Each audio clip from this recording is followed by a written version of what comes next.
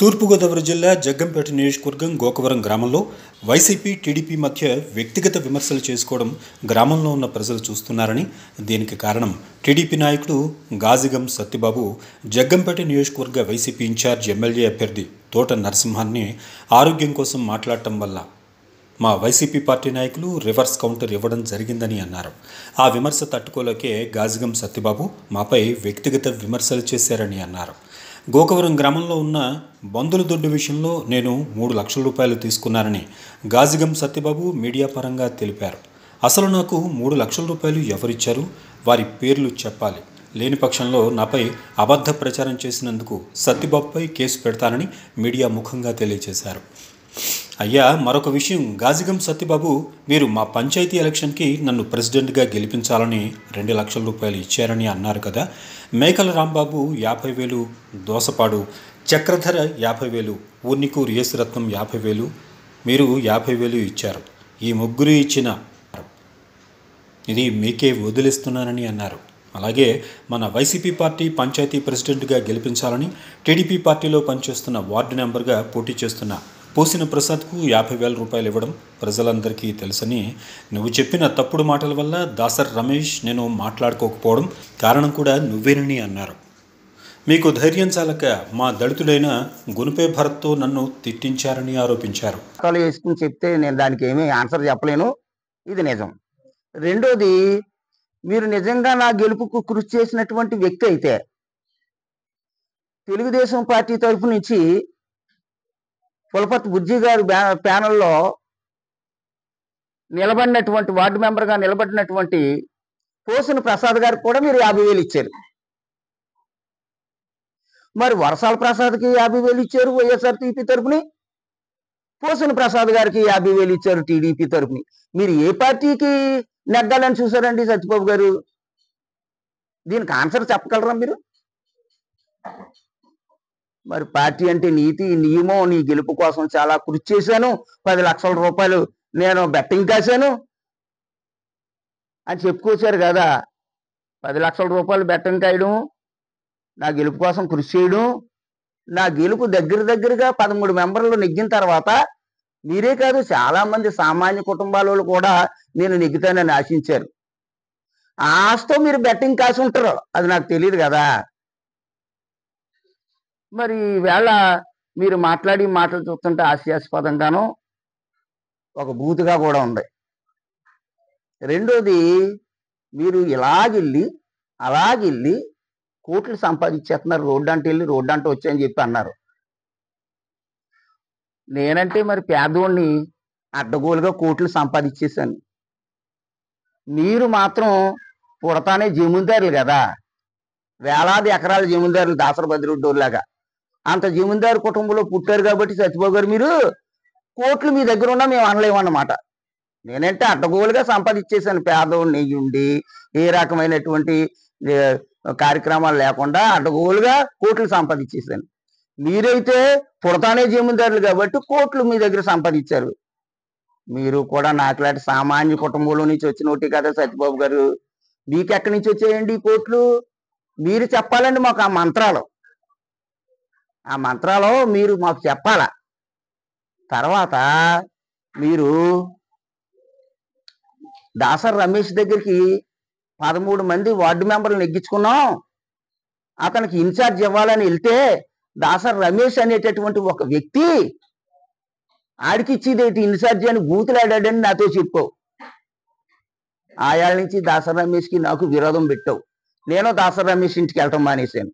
ఇప్పటికిప్పుడు బిజ్జురాజు గారికి ఫోన్ చేసి ఒక 10 నిమిషాల ముందు మీ అత్తగారికి వైస్ ప్రెసిడెంట్ ఇమ్మంటే మాట్లాడకుండా ఊరుకుని మీకు అన్యాయం చేశాడయ్యా దళితుడు గాని, కలి పురుషుడు నువ్వు ఇప్పుడు మళ్ళీ కలి పెట్టడానికి చూసావు అంటే మీ బుద్ధి మారదండి సత్యబాబు గారు. ఇలా కళ్ళు పెట్టడమేనా?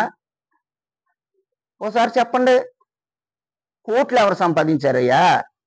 నా ఇల్లు కూడా మీడియా వాళ్ళు ఉన్నారు ఇప్పుడు నా ప్రత్యక్షంగా, నా ఇంటికి తలుపులు లేవు, కిటికీలు లేవు, దారబంధాలు లేవు, సరైన ఫ్యాన్ కూడా లేని పరిస్థితిలో నా ఇల్లు ఉంది. ప్రత్యక్షంగా మీడియా సోదరులు నా ఇంట్లోనే ఉన్నారో, ఇది నిజాలు తెలుస్తాయి. నీకులాగా అద్దాల మేడలో లేను కదా, నేను అడుక్కు తినే స్థాయి నుంచి అద్దాల మేడ దాకా వచ్చింది ఎవరో. ఈ మండల నియోజకవర్గం ప్రజలందరికీ తెలుసు. కాబట్టి ఆ మంత్రాలు ఏమన్నా ఉంటే మాకు చెప్పు, మేము కూడా జాగ్రత్తగా డబ్బులు సంపాదిస్తాం, కోట్లు సంపాదిస్తాం అని చెప్పాను. నిన్నే చెప్పాను. మూడోది ఏంటంటే బండిల దొడ్డు విషయంలో 3 లక్షల రూపాయలు ఇచ్చారని అన్నావు రికార్డెడ్గా నువ్వు మీడియా పరంగా. సత్యబాబు గారు, బండిల దొడ్డు విషయంలో మీడియా పరంగా 3 లక్షల రూపాయలు తీసుకున్నామని చెప్పి అన్నారు మీరు. ఇచ్చిన ఎదగవడో, నీకు చెప్పిన ఎదగవడో, ఒక అమ్మకే బాబుకి పుట్టుంటే ఆడు నువ్వు బయటకు రండి, నేను ఛాలెంజ్ తీసుకున్నాను. ఒక అమ్మకి బాబుకి పుట్టుంటే ఆడు నువ్వు బయటకు రండి, ఛాలెంజ్ తీసుకున్నాను. నువ్వు నా మీద తప్పుడు ఆరోపణలు చేసావు కాబట్టి నేను తప్పకుండా కేసు పెడతాను, అది రుజువు చెయ్యకపోతే. రుజువు చేస్తే నువ్వేసినటువంటి శిక్షకు నేను అనుచెప్తాను. రుజువు చెయ్యకపోతే నీ మీద నేను సివిల్గా నేను చట్టపరమైనటువంటి దళిత నాయకుడిగా చట్టపరమైనటువంటి యాక్షన్ తీసుకుంటాను. నిన్ను వదిలిపెట్టేది లేదు. నువ్వు తప్పుడు అభియోగాలు చేస్తే పడి మనుషులు అనుకున్నావా? నీకు ఎన్నో రకాలుగా ఉపయోగపడ్డాను. ఎప్పుడైనా నీ దగ్గర నేను రూపాయి తీసుకున్నానా? నువ్వు నాకు రూపాయి ఇచ్చావా? లేకపోతే ఈ ఊళ్ళో పెద్ద మనుషులు ఎవడన్నా నాకు రూపాయి ఇచ్చాడా? అది ఆలోచించుకుని మాట్లాడడం నేర్చుకో. నువ్వు సత్యబాబు గారు ఎదురుపాకకు సంబంధించినటువంటి ఒక రైతు టెంటుకొండలి దారిలో యూకలిప్టాలు తోట వేసుకున్నాడు. దళితుల భూముల్లో పేద రైతు జామాయిల్ తోట వేసుకున్నాడు. ఆ జామాయిల్ తోట గునిపే భరత్తో నువ్వు కలిసి దళిత సోదరులను రెచ్చగొట్టి ఆ తోట నరికేసి ట్రాక్టర్ లోడు పట్టుకెళ్ళిపోయినాడు నువ్వు, నేనా? సత్యబాబు, ఇది చిన్న చిన్న మాటలు, పెద్ద ఇంకా వస్తాయి. ట్రాక్టర్ లోడు కలుపు పట్టుకెళ్ళిపోయినటువంటి నువ్వు నన్ను విమర్శించావా కోట్లు సంపాదించానని?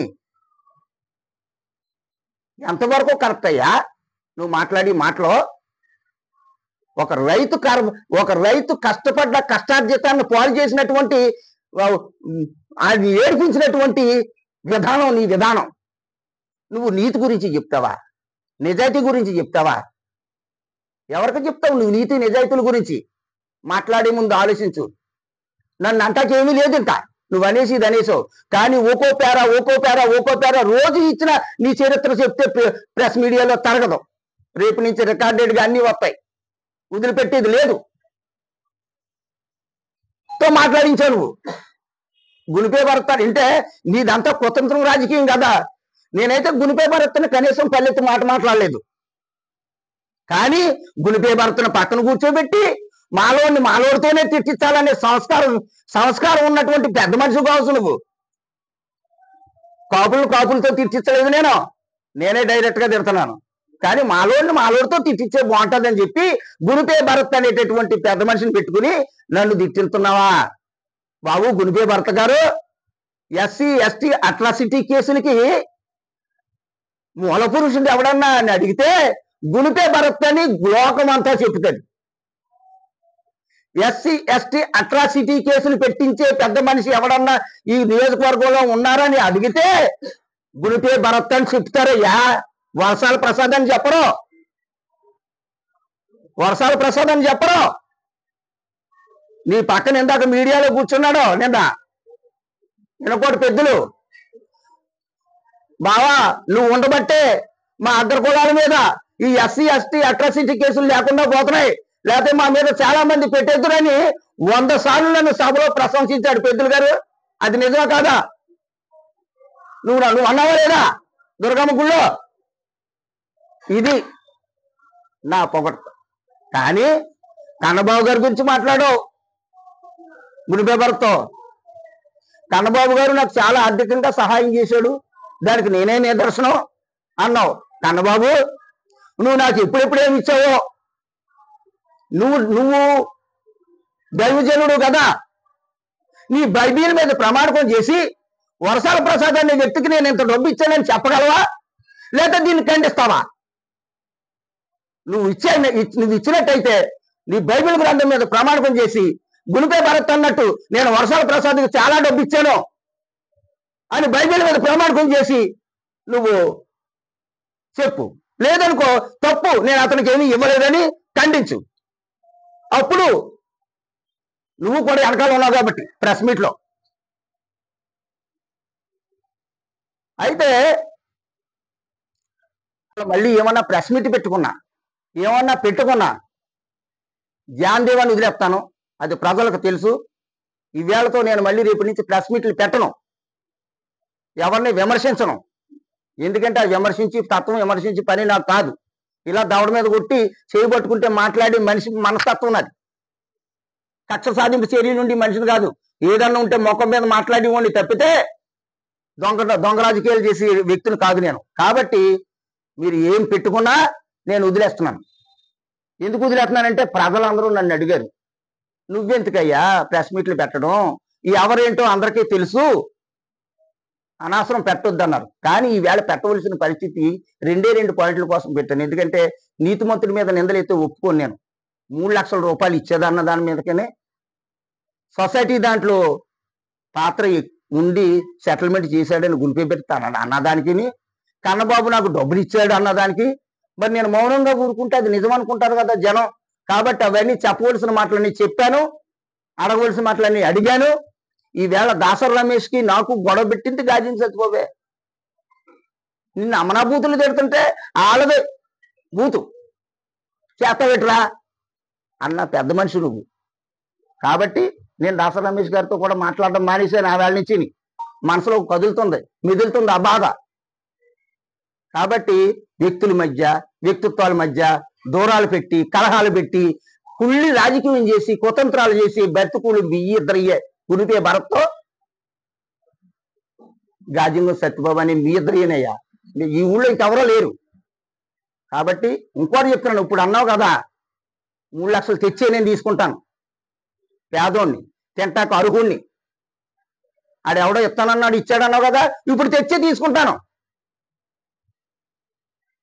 ఈ రెండింటికి కట్టుబడి నేను ఉన్నాను. కాబట్టి దయచేసి గోకవరం గ్రామ ప్రజలందరూ కూడా ఎవరి వ్యక్తిత్వం ఏమిటో, ఎవరి మనస్తత్వం ఏమిటో, ఎవరి నీతి నిజాయితీలు ఏమిటో గమనించవలసిందిగా కోరుకుంటూ అందరికీ ధన్యవాదాలు తెలియజేస్తున్నాను. దాంట్లో 3 లక్షలు ఇచ్చారని ఎవడైతే చెప్పాడో ఆయన్ని తీసుకురాకపోతే నీ మీద చట్టపరమైన చర్యలు తీసుకుంటాను, వదిలిపెట్టను.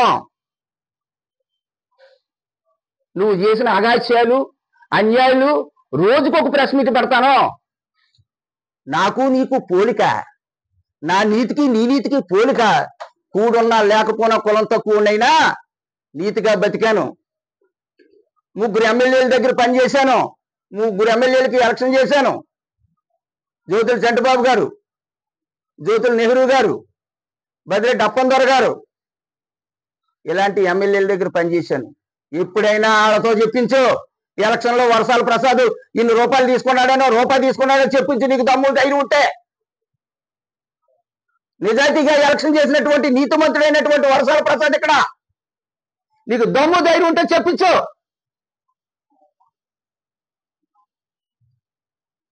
అమాయకులను మోసం చేసి చీటింగ్ చేసి కేసులు పెట్టించుకున్నటువంటి మనిషినా నేను కానీ, అమాయకులను మోసం చేసి చీటింగ్ చేసి కేసులు పెట్టించుకున్న మనిషినా నేను కాదే. ఇది గోకవరం మండల ప్రజలందరికీ తెలుసు వర్షాల ప్రసాద్ అంటే ఏటో. సెటిల్మెంట్ బ్యాచ్యా? సెటిల్మెంట్ బ్యాచ్ ఎవరో? సెటిల్మెంట్ బ్యాచ్గా ఉంటే ఈ కోట్లు నాకెందుకు లేవు, నీకెందుకున్నాయి? రెండోది, వర్షాల ప్రసాద్ 3 ఎలక్షన్లు చేశాడు, డబ్బు లేకుండా చేశాడా అన్నావు.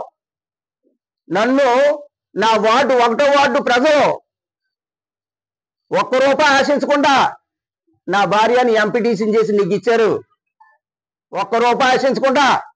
నేను ఉప్మా కూడా పెట్టలేని పరిస్థితిలో ఉన్న టైంలో నా కుర్రోళ్ళందరూ కూడా తలకు ₹1 వేసుకుని రాత్రులు కాపలా కాసి వాళ్ళ సొంత డబ్బులు ఖర్చు పెట్టుకుని నన్ను ఎంపీటీసీగా నెగ్గించుకున్నారు. అలాగే కృష్ణపాలెంలో కూడా 1 రూపాయి డబ్బులు కూడా పంచిపెట్టకుండా నన్ను ఎంపీటీసీగా నెగ్గించుకున్నారు. అలాగే గోకవరం వార్డు మెంబర్గా 1 రూపాయి ఖర్చు పెట్టకుండా నా భార్యని ఎంపీటీ వార్డు మెంబర్గా నెగ్గించుకున్నారు. అది మా నీతి, అది మా నిజాయితీ. నీతి గురించి నిజాయితీ గురించి మాట్లాడే నువ్వు నిన్నటిదాకా బంధుల దొడ్డు పీకెత్తాను, బంధుల దొడ్డు రికార్డు దగ్గర ఉంది, బంధుల దొడ్డు ఎవడు వచ్చినా పీకెత్తాను అని చెప్పినోడివి బంధుల దొడ్డుకి సంబంధించిన పెద్ద మనుషుల దగ్గర కూర్చుని నువ్వు ప్రెస్ మీట్ ఎత్తున్నావంటే బంధుల దొడ్డు పెద్ద మనుషులతో నువ్వు కుమ్మక్క అయ్యావా, లేదా నువ్వు అన్న మాట నిలబెట్టుకోవడానికి ముందుకు వస్తావా తేల్చి ప్రజలకు చెప్పు. అప్పుడు నిన్ను నమ్ముతారేమో చూద్దాం. మీ హక్కులు కాపాడుకున్నటువంటి వాళ్ళు మీరు. నాకు తెలియకుండా మా బిజ్జురాజు గారిని, మా మచ్చ మోహన్ గాని, లేకపోతే సతీష్ను గాని, మురళిని గాని పిలిచికెళ్ళి వాళ్ళని ఇరికించింది మీరు. కాబట్టి ప్రతిదీ నిందలేయాలని చూసుకోకుండా,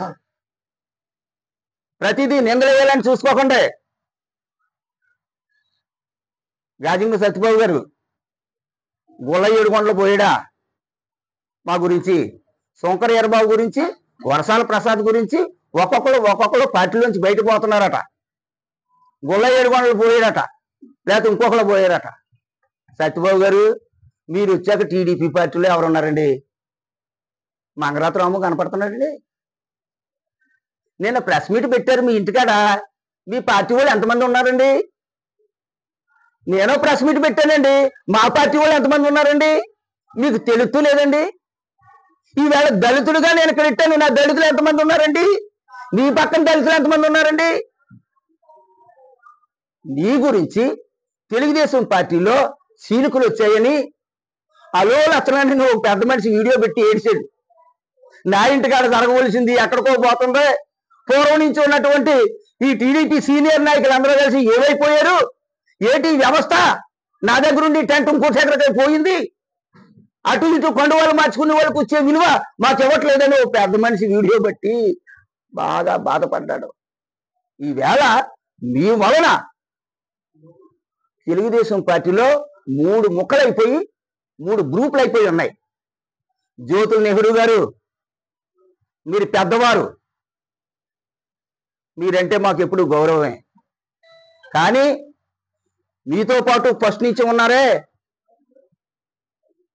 ఆచంట రాజు గారు, గండ్రెడ్డి సన్యాసిరావు గారు, రాయవరపు సీన్ గారు, బొత్తుల సత్యబాబు గారు, మంగరాత రాము గారు, పులపర్తి బుజ్జి గారు, వీళ్ళందరూ కూడా తెలుగుదేశం పార్టీలో మీతో పాటు సీనియర్లుగా ఉన్నటువంటి వాళ్ళు. వాళ్ళని నమ్మండి, అంతేగాని ఈ గాజిందు సత్యబాబుని మాత్రం నమ్మొద్దు. నేను చెప్తున్నాను, గాజిందు సత్యబాబు గారిని మాత్రం నమ్మొద్దు. ఇతని వల్లే మీకు చీలుకలు, ఇతని వల్లే మీకు ఓటేద్దాం అనుకున్న వాడు కూడా ఓటేయకుండా పార్టీలోకి రాకుండా ఆగిపోయిన పరిస్థితులు. అది నువ్వు నీ గురించి ఎంత జరుగుతుంటే నా గురించి శంకర్ ఎర్రబాబు గురించి వైఎస్ఆర్ పార్టీ పోయిందా? అసలు నీ పార్టీ గురించి నిన్నేమనుకుంటున్నారో చూసుకో ముందు. అది మాట్లాడడం నేర్చుకో. నువ్వు నోరు జారిపోతున్నావు ప్రతి విషయంలోనూ. నోరు జారినట్టు ఉంటావా? ఉండవు. మళ్ళీ బిజ్జరాజు గారికి ఫోన్ చేస్తావు, బిజ్జరాజుకి నాకు కలహం పెట్టాలని చూస్తావు, లేకపోతే ఇంకొకరికి ఫోన్ చేస్తావు, వాళ్ళకి నాకు కలహం పెట్టాలని చూస్తావు. నేను మంచోని, నా కులంలో బ్యాచి అని మీరు చేసి సెటిల్మెంట్లు, మీరు చేసి మోసాలు మాలాంటి నీతిమంతుల మీద పెడితే అది చల్లో. నీకు దమ్ముంటే రికార్డెడ్ గా రా, నీకు దమ్ముంటే ధైర్యం ఉంటే రికార్డెడ్ గా రా, పట్టురా నా దగ్గర. రెండోది, నిజంగా మీడియా మిత్రులారా, గౌరవం అయినటువంటి కుటుంబంలో నుంచి వచ్చినటువంటి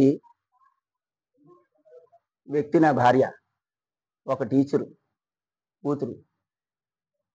నా భార్యకి ఆలకూడ తోటలో ఓ పోర్షన్ ఉంటే ఆ పోర్షన్ అమ్మేసి ఇల్లు గవర్నమెంట్ లోన్లు ఇచ్చి పట్టుకున్నాం.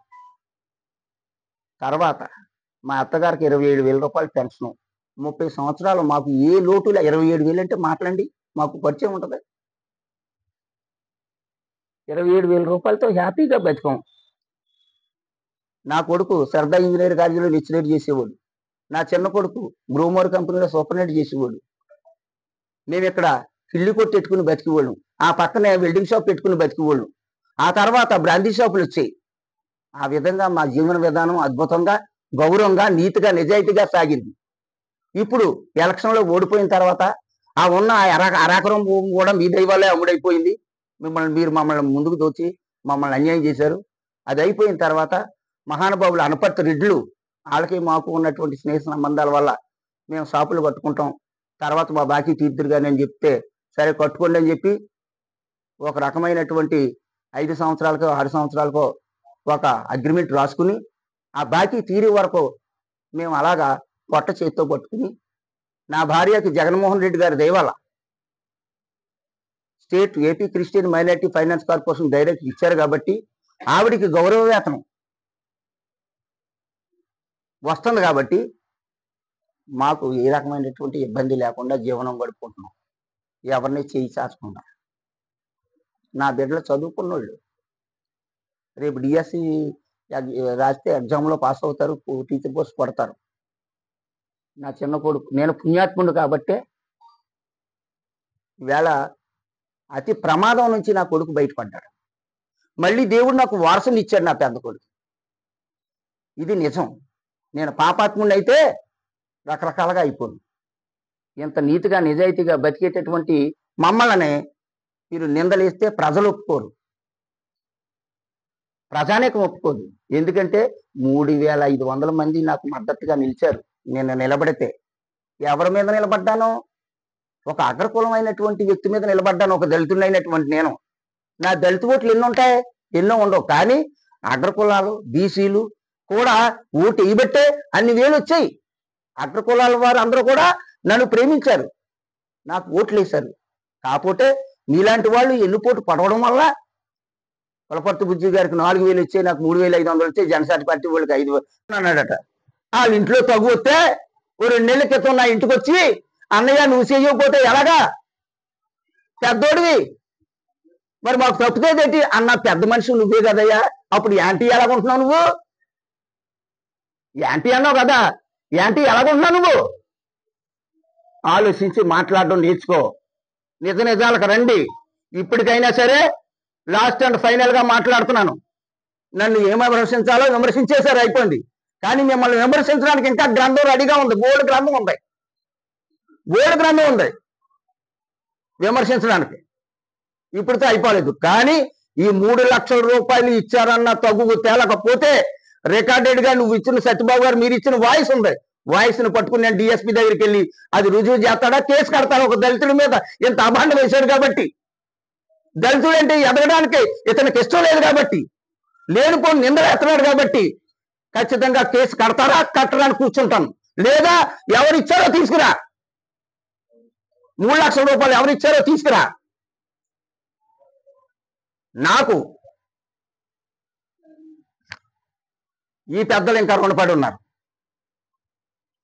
నన్ను, నా భార్యని, నా బిజ్జురాజుని, నా మందపాటి సతీష్ని, నేలని కేసుల్లో ఇరికించి 6 లక్షల రూపాయలు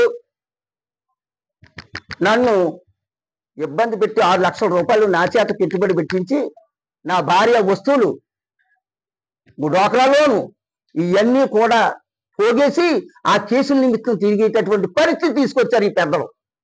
నాకే రుణపడి ఉన్నారు. 6 లక్షలు 10 లక్షలు ఇంకా లెక్క లేదు నేను ఖర్చు పెట్టింది. వీళ్ళు నన్ను ఇరికించిన కేసులు, మమ్మల్ని ఇరికించిన కేసుల్లో ఆ ఏ కేసులు అన్నాయో తర్వాత చెప్తాను. నేను ఎవరికే రుణపడలేను, నాకే రుణపడి ఉన్నారు. ఈ కేసుల్లో ఇరికి నేను రూపాయి ఇవ్వలేదు అని ఖండించు. లేదా ఇచ్చావనుకో బైబిల్ మీద ఒట్టేసి వర్షాల ప్రాతికి 2 రూపాయలు ఇచ్చానని చెప్పు, నేను ఆమోదింతాను. 2, నీకు కన్నబాబు నిన్ను ఎంపీటీసీ చేస్తే నీకు కృతజ్ఞత లేదు అన్నావు. కన్నబాబు నన్ను ఎంపీటీసీ చేయలేదు. కన్నబాబు గుల్ల 7 కొండలో కలిసి తోట నరసింహ గారు దిష్టిబొమ్మ తగలబెట్టి నా మీద పెట్టి నా యొక్క రాజకీయ భవిష్యత్తుని 20 సంవత్సరాలు నాశనం చేసినోడు కన్నబాబు గుల్ల 7 కొండలో. కన్నబాబుకు నేను రుణపడి ఉండలేదు, కన్నబాబు నాకు రుణపడి ఉన్నాడు. ఎందుకంటే నేను బయటకు వస్తే బాగోదని గిన్నెపల్లిలో దాశాడు. నామినేషన్లు చేసి వరకును ఎంపీటీసీ జడ్పీటీసీలు అయ్యే వరకు కన్నబాబు గిన్నెపల్లిలో దాశాడు. కన్నబాబు అన్న ఎంపీటీసీ ఎంపీపీని చేద్దామని నేను గిన్నెపల్లిలో ఉన్నాను, అతను పెట్టిన చోట. అది నా నీతి. నాకు కన్నబాబు రుణపడి ఉన్నాడు, కానీ కన్నబాబుకి మాత్రం నేను రుణపడి లేను. అది కూడా చెప్తున్నాను. కమాన్ రమ్మనండి. ఇంకోటి గునిపే భర్త గారు,